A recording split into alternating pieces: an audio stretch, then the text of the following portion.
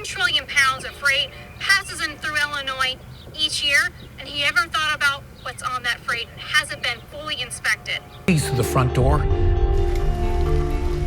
vanishes into the night. Quincy Police Department continues to investigate the shooting death of Rebecca Bleefnick. Day one of the murder trial for Tim Bleefnick. We are continuing our coverage into the death of Sonia Massey. The Sangamon County coroner officially calling it a homicide. The coroner says that Massey's cause of death was a gunshot wound to the head. Massey was shot after an encounter with deputies who were called to the area for reports of a prowler. She was later pronounced dead at the HSHS St. John's Hospital. Now this video, it is 36 minutes long. This video starts out with the deputies walking around Sonia Massey's house looking for a prowler. Now during the search, one deputy spotted a car in the driveway with a busted out window. Deputies then knocked on Massey's door and rang the doorbell for about 3 minutes before she answered. Now we can't hear the conversation in the video that's leading up to Grayson going inside of the home. A few minutes later, you can see her going into the kitchen where she was boiling a pot of water.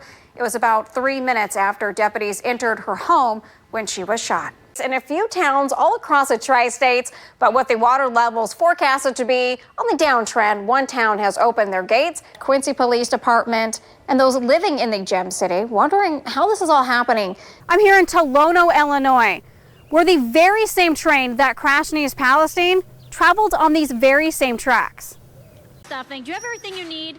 Because if you don't, you might need to head down to Hy-Vee. And the second thing you need to do is come down and donate for the Red Kettle Salvation Army. And you guys don't have to be here. You could. Soldier Michael Harold Flood of Toledo, Illinois, is someone who gave his all. His sister shares the meaning of Memorial Day and what it means to be a Gold Star family. It's an honor to be one because I know my brother fought along with his Company B brothers and saved several people. To Marlene Van Meter, that's what it means to be a Gold Star family. Her love for her brother is undeniable. Her backyard, you can find a wooden statue that was carved by a chainsaw into the soldier's cross, which is a visible memory of a fallen soldier. She has spent a greater part of her life finding answers to how her brother, Michael Harold Flood, who died in the thick elephant grass, which grew in the jungle during the Vietnam War. Why she does it is simple. Because I can keep his name alive. Her brother was known as Doc Flood. He was a medic in the 3rd Platoon, Company B for the 101st Airborne Combat. The search first started with her mother, who sent dozens of handwritten letters to soldiers searching for answers. Many years later, and conflicting stories later, her mother passed the torch to her to keep looking for the truth. Decades later, during the mid-2000s, Marlene and her husband made it the Company B reunion, standing face to face with fellow soldiers that served with her brother, but not just any soldier. But the man who was holding my brother when he died.